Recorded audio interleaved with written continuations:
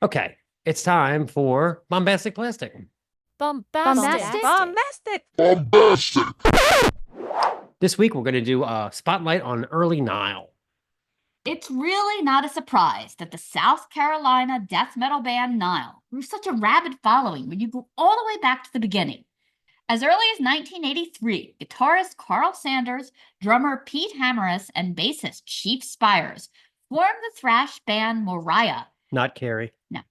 Their lone cassette demo, 1987's Let the Sword Descend, is an excellent record with lengthy 6 to 7 minute songs, powerful vocals from singer Sonny Stafford, and one great riff after another in a style reminiscent of Exodus and Flotsam and Jetsam. I do want to say that I think this band was doomed from the start because they have a guy named Sonny and a guy named Chief in the same band. This is called Black River, and it's from the Morriah demo.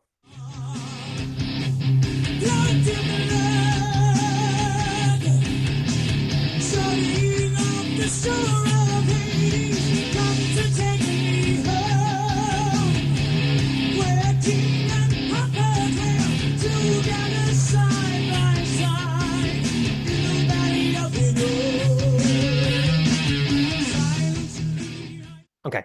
Morriah was never signed, and the band would change its name to Nile in 1993, quickly putting out their self-titled demo, which I have here. It's repackaged under the name Worship the Animal.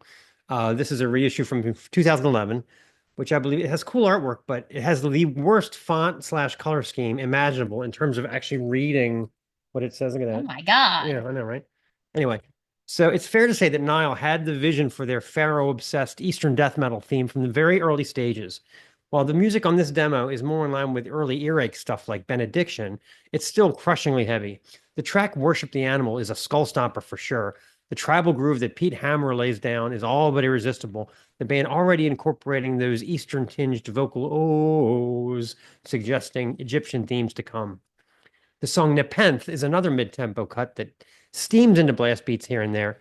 Stafford's vocals are more of a clean scowl than a death metal grunt, but those minor leanings in some of the lead melodies are consistent with the sound to come. Let's play a song. This is Worship the Animal.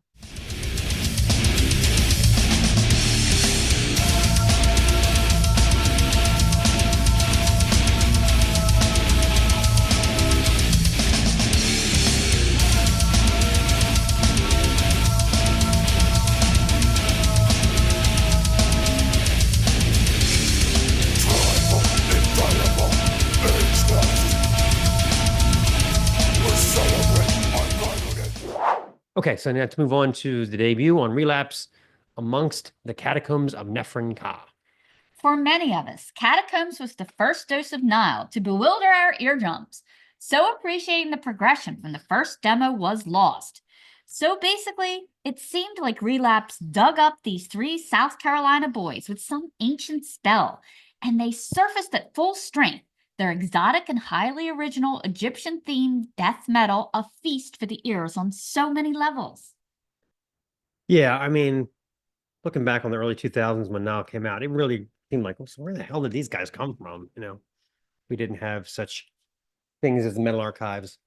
Anyway, unlike so many bands before them that limit their theme to like a set of intros, Nile created bona fide epics that chug, growl, and blast with stunning heaviness, all the while zigging and zagging through dreadful processions, ominous interludes, and tribal percussion, and more.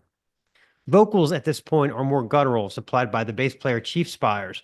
The howling of the djinn still sounds flattening, and when she erupts in an unpronounceable vocal incantation, it's just like nothing before or since. Stones of sorrow with those ticking drums, doomy riffs advancing into the disturbing ritualistic God Kunam is my protector plea, followed by the swirling ceremonial pulse of Dirash. The mysterious wrath of the pharaoh's vibes set a bar at a new level. These guys are from South Carolina. Nile have clearly gotten the most out of those old National Geographic magazines.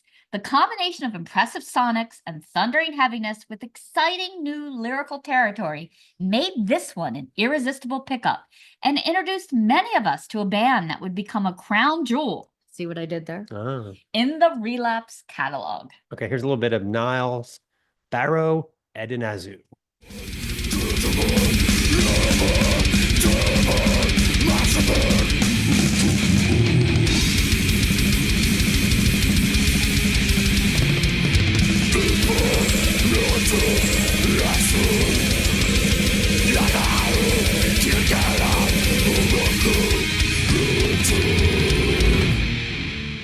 This is the Snaggletooth Extreme Metal Podcast.